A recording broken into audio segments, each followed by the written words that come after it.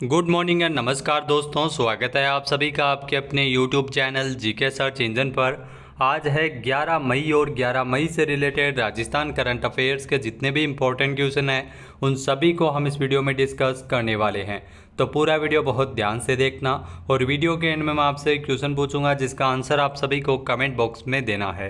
कल के वीडियो में मैंने आपसे एक क्वेश्चन पूछा था जो था राजस्थान स्कूल शिक्षा परिषद ने प्रदेश के कितने महात्मा गांधी राजकीय विद्यालयों में रोबोटिक लैब की स्वीकृति प्रदान की है। जहां 201 विद्यालयों में रोबोटिक लैब की स्थापना होगी। सी ऑप्शन इसका बिल्कुल सही था। जिन दोस्तों ने सी ऑप्शन कमेंट बॉक्स में सही जवाब दिया था उनको हार्दिक शुभकामनाएं। जहां राजस्थान में राजस्थान स्कूल शिक्षा परिषद के द्वारा प्रदेश के 201 महात्मा गांधी राजकीय विद्यालयों में रोबोटिक लैब की स्वीकृति दी गई है। इसमें से 163 लैब एवं माध्यमिक शिक्षा और 38 प्राथमिक शिक्षा स्तर पर स्थापित की जाएगी। ये लैब इनोवेशन, नवाचार और इन्वेंशन आविष्कार के लिए होगी, जहां विज्ञान के विद्यार्थी रोज नए नए प्रयोग के साथ साथ सेंसर साइंस के जरिए रोबोटिक या ऐसे उपकरण तैयार करना सीखेंगे जो भविष्य में मील का पत्थर साबित होंगे। तो चलिए स्टार्ट करते हैं आज के राजस्थान करंट अफेयर्स। पहला क्वेश्चन है, प्रधानमंत्री इलेक्ट्रिक बस योजना के तहत उदयपुर, जयपुर समेत प्रदेश के कितने शहरों को 500 ई बसें मिलेगी। जहां 500 इलेक्ट्रिक बसें हैं वो प्रदेश में 8 शहरों में चलाई जाएगी। बी ऑप्शन यहाँ पर बिल्कुल सही है। आइए जानते हैं इम्पोर्टेंट फैक्ट्स। तो पीएम ई बस योजना के तहत प्रदेश को 500 ई बस मिलेगी। इस योजना में प्रदेश के 8 जिले शामिल हैं, जिसमें जयपुर, उदयपुर, जोधपुर, कोटा, अजमेर, अलवर, भीलवाड़ा और बीकानेर इसमें शामिल है। उदयपुर जिले में प्रदूषण मुक्त डिपो भी बनाया जाएगा।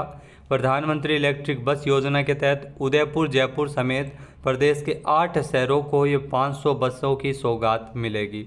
सबसे ज़्यादा 150 बसें जयपुर में, जबकि उदयपुर, जोधपुर, कोटा, अजमेर, बीकानेर, अलवर और भीलवाड़ा को 50-50 बसें दी जाएगी। इसके अलावा योजना केंद्र और राज्य सरकार के द्वारा संचालित है। नेक्स्ट क्वेश्चन है, प्रदेश का पहला कॉमन फैसिलिटी सेंटर राजस्थान में कहाँ बनाया जा रहा है।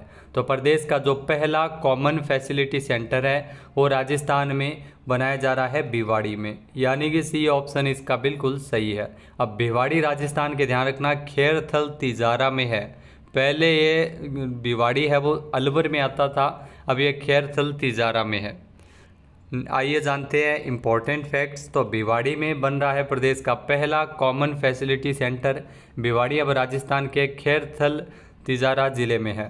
स्टार्टअप और छोटी इंडस्ट्री को एक ही जगह पर सभी सुविधा उपलब्ध करवाने के लिए राजस्थान के भिवाड़ी के करौली में प्रदेश का पहला कॉमन फैसिलिटी सेंटर सीएफसी बनाया जा रहा है, जहां पर इलेक्ट्रॉनिक्स से संबंधित सभी सुविधाएं हैं वो एक ही स्थान पर मिलेगी। इसकी जो लागत है वो तकरीबन 7 करोड़ रुपये होगी। नेक्स्ट क्वेश्चन है, हाल ही में 9 मई को देश भर में वीर शिरोमणि महाराणा प्रताप की कौन सी जयंती मनाई गई थी। तो वीर शिरोमणि महाराणा प्रताप की 484वीं जयंती 9 मई को मनाई गई थी, यानी कि सी ऑप्शन यहाँ पर बिल्कुल सही है। आइए जानते हैं इम्पोर्टेंट फैक्ट्स। तो 9 मई को देश भर में महाराणा प्रताप की जयंती धूमधाम और हर्षोल्लास से मनाई जाती है। इस साल महाराणा प्रताप जी की 484वीं जयंती मनाई गई थी। महाराणा प्रताप का जन्म 9 मई 1540 को राजस्थान के मेवाड़ में राजपूताना राजघराने में, ये कुंभलगढ़ में इनका जन्म हुआ था। इनके पिता का नाम उदय सिंह द्वितीय और माता का नाम महारानी जयवंता बाई था। महाराणा प्रताप और मुगलों के बीच कई युद्ध हुए और उन्होंने हमेशा ही मेवाड़ की रक्षा की थी, लेकिन 1576 में महाराणा प्रताप और अकबर के बीच हल्दी घाटी का युद्ध बड़ा ही भयावह हुआ था। इस हल्दी घाटी के युद्ध में अकबर के 85,000 वाली विशाल सेना का सामना महाराणा प्रताप ने अपने 20,000 सैनिकों से किया था और नैतिक रूप से इस युद्ध में विजय प्राप्त की थी। नेक्स्ट है, राजस्थान वानिकी और जैव विविधता परियोजना फेज़ 2 में किसे शामिल किया गया है। तो राजस्थान वानिकी और जैव विविधता परियोजना फेज़ 2 के अंतर्गत जयसमंद सेंचुरी और फुलवारी की नाल को शामिल किया गया है। तो सी ऑप्शन यहाँ पर बिल्कुल सही है, उपरोक्त दोनों। आइए जानते हैं इम्पोर्टेंट फैक्ट्स। तो राजस्थान वानिकी एवं जैव विविधता परियोजना जो फेज़ 2 के अंतर्गत उदयपुर जिले की फुलवारी की नाल और जयसमंद सेंचुरी को शामिल किया गया है। योजना के तहत वन क्षेत्रों में बसे ग्रामीणों को स्वरोजगार से जोड़ा जाएगा। इसके अलावा जल संरक्षण और वनों के संवर्धन की दिशा में भी महत्वपूर्ण काम होगा। ये project Japan International Corporation Agency JICA के वित्तीय सहयोग से चलाया जा रहा है। नेक्स्ट है, हाल ही में बीकानेर का कौन सा स्थापना दिवस इस साल 2024 में मनाया गया है? तो बीकानेर का 537वां स्थापना दिवस इस साल 2024 में मनाया गया है। सी ऑप्शन इसका बिल्कुल सही है। आइए जानते हैं इम्पोर्टेंट फैक्ट्स। तो वैशाख शुक्ल द्वितीया यानी अक्षय द्वितीया को बीकानेर का स्थापना दिवस होता है। इस वर्ष बीकानेर का 537वां स्थापना दिवस मनाया गया है।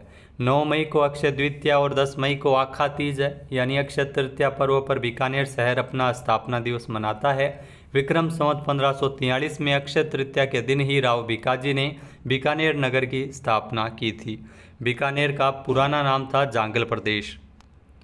नेक्स्ट है, हाल ही में राजस्थान में देश का पहला संविधान स्तंभ कहाँ बनाया जा रहा है? तो राजस्थान यूनिवर्सिटी में इसे बनाया जा रहा है। ए ऑप्शन यहाँ पर बिल्कुल सही है। आइए जानते हैं इम्पोर्टेंट फैक्ट्स। तो देश का जो पहला संविधान स्तंभ है ये राजस्थान यूनिवर्सिटी जयपुर में बन रहा है। इस 75 फीट ऊंचे स्तंभ में आज़ादी के अविस्मरणीय पल स्कल्पचर के जरिए देखने को मिलेंगे। वहीं 1946 से 1950 तक संविधान के बनने की पूरी कहानी आपको यहाँ पर जानने को मिलेगी। संविधान की मूल प्रति में जिस शैली के चित्रों के माध्यम से हमारे अधिकारों, कर्तव्यों और मूल सिद्धांतों को इसमें समझाया गया है, वैसे ही हूबहू चित्र में इस स्तंभ पर भी मार्बल के माध्यम से उकेरे जाएंगे। नेक्स्ट है, राजस्थान सरकार के द्वारा किस जिले में आवासीय बालिका खेल संस्थान बनाए जाएंगे? तो राजस्थान सरकार के द्वारा जयपुर, भरतपुर और उदयपुर में आवासीय बालिका खेल संस्थान बनाए जाएंगे, यानी कि डी ऑप्शन इसका बिल्कुल सही, उपरोक्त सभी। आइए जानते हैं इम्पोर्टेंट फैक्ट्स।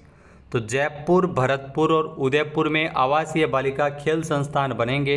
राजस्थान की भजनलाल सरकार ने इसकी घोषणा इस बार के बजट 2024-25 में की थी। जहां रेजिडेंशियल गर्ल्स स्पोर्ट्स इंस्टीट्यूट जो जयपुर, भरतपुर और उदयपुर में 25-25 करोड़ रुपए की लागत से खोले जाएंगे। इसके अलावा प्रदेश में राजस्थान एडवेंचर स्पोर्ट्स एकेडमी की भी स्थापना होगी। नेक्स्ट है, हाल ही में अडानी ग्रीन एनर्जी, जी हाँ, अडानी ग्रीन एनर्जी लिमिटेड के द्वारा जैसलमेर में कहां पर 250 मेगावाट विंड तथा 600 मेगावाट सोलर एनर्जी का हाइब्रिड प्लांट लगाया जा रहा है? तो नेडान में इस प्लांट की स्थापना की जा रही है। नेडान है वो राजस्थान के जैसलमेर में स्थित है, यानी कि ए ऑप्शन यहाँ पर बिल्कुल सही है। आइए जानते हैं इम्पोर्टेंट फैक्ट्स। तो नेडान हाइब्रिड प्लांट है, ये जैसलमेर में लगाया जा रहा है। अडानी ग्रीन एनर्जी लिमिटेड के द्वारा नेडान जैसलमेर में हाइब्रिड प्लांट लगाया जा रहा है, जिसमें 250 मेगावाट का विंड प्लांट और 600 मेगावाट का सोलर एनर्जी प्लांट है वो लगाया जा रहा है। नेक्स्ट क्वेश्चन है, कुश्ती की वैश्विक संचालन संस्था ने किस भारतीय रेसलर पर बैन लगा दिया है? तो कुश्ती गेम की वैश्विक संचालन संस्था के द्वारा बजरंग पूनिया पर बैन लगाया गया है। सी ऑप्शन इसका बिल्कुल सही है, जो आप तस्वीर में देख सकते हैं। आइए जानते हैं इम्पोर्टेंट फैक्ट्स। तो हाल ही में कुश्ती की वैश्विक संचालन संस्था संयुक्त विश्व कुश्ती UWW ने भारतीय स्टार रेसलर बजरंग पूनिया को इस साल के अंत तक निलंबित कर दिया है। इसके अलावा दोस्तों, इससे पहले राष्ट्रीय डोपिंग रोधी एजेंसी नाडा ने डोपिंग टेस्ट से मना किए जाने के बाद उन्हें अस्थायी तौर पर निलंबित कर दिया है। बजरंग पूनिया को इस साल के अंत तक निलंबित किया गया है। इसके अलावा हालांकि भारतीय खेल प्राधिकरण के द्वारा बजरंग पूनिया की ट्रेनिंग के लिए लगभग 9 लाख रुपये मंजूर किए गए हैं। नेक्स्ट क्वेश्चन है, भारत ने हाल ही में किस देश से अपने सैन्य कर्मियों को वापस बुला लिया है?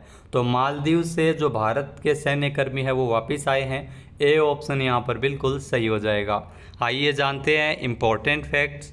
तो भारतीय विदेश मंत्रालय के द्वारा हाल ही में मालदीव से भारतीय सैन्य कर्मियों की वापसी की घोषणा की है।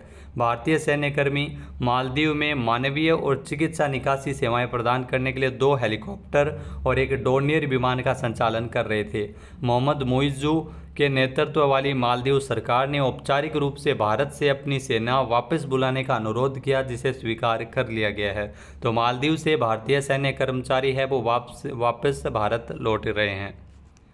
अब बात करते हैं आज के हमारे क्विज के, जिसका आंसर आप सभी को कमेंट बॉक्स में देना है। तो आज का क्विज है, भारत के किस राज्य में पर्यटन स्थलों पर पर्यटन महिला सहायता बल की तैनाती होगी। एक बार फिर से सुनिएगा, भारत के किस राज्य में पर्यटन स्थलों पर पर्यटन महिला सहायता बल की तैनाती की जाएगी। सही आंसर आपको कमेंट बॉक्स में देना है। और अगर ये वीडियो आपको पसंद आए तो इसे लाइक और शेयर करना बिल्कुल ना भूलिएगा। चैनल पे नए जुड़े हो, सब्सक्राइब नहीं किया है तो भी सब्सक्राइब बटन पे क्लिक करें। इस वीडियो की जो PDF फाइल है वो आप वीडियो के डिस्क्रिप्शन बॉक्स से डाउनलोड कर सकते हैं और इस क्वेश्चन का आंसर आप वोट करके भी कर सकते हैं। इसके अलावा दोस्तों, जो मई महीने का जो एडवांस कोर्स है वो लॉन्च किया जा चुका है, जिसमें आपको मई महीने के जितने भी राजस्थान करंट अफेयर्स है, वीकली चाहे वो टेस्ट सीरीज हो चाहे वीकली अपडेटेड आपको डिटेल वाइज PDF हो, वो आपको इस कोर्स में मिल जाती है। इसके अलावा इस कोर्स में आपको राजस्थान करंट अफेयर्स जो डिटेल वाइज, साथ ही साथ महत्वपूर्ण राजस्थान में कौन क्या है, योजनाएं हैं, इस सभी की PDF आपको एक साथ मिलेगी। तो इसको आप ज़रूर ले सकते हैं GK सर्च इंजन एप्लीकेशन पे। जय हिंद, जय भारत, जय राजस्थान।